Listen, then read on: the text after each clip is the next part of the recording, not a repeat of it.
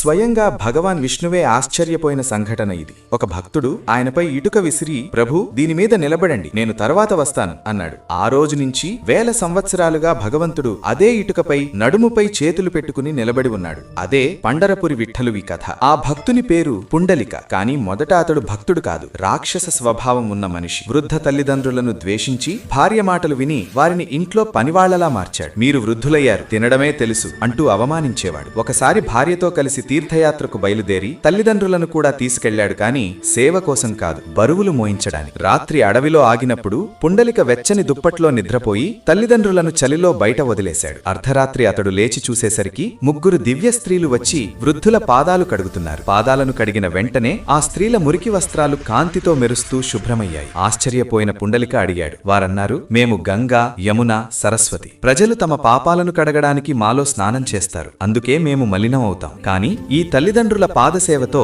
మళ్లీ పవిత్రులమయ్యాం అన్నారు. ఆ క్షణమే పుండలిక మనసు మారిపోయింది. తీర్థయాత్రను వదిలి జీవితాంతం తల్లిదండ్రుల సేవే తన ధర్మంగా చేసుకున్నాడు. అతని భక్తి మహిమ స్వర్గం వరకు వ్యాపించింది. విష్ణువు స్వయంగా వచ్చాడు. కాని పుండలిక సేవలో ఉండడంతో వెనక్కి తిరగకుండానే ఇటుక విసిరి, ప్రభు దీనిమీద నిలబడండి అన్నాడు. భగవంతుడు చిరునవ్వుతో ఇటుకపై నిలబడి, తల్లిదండ్రుల సేవే నాకు అత్యున్నత పూజ అని ప్రకటించాడు. అందుకే ఈ రోజు కూడా పండరపురిలో విఠలుడు అదే భంగిమలో నిలబడి ఉన్నాడు.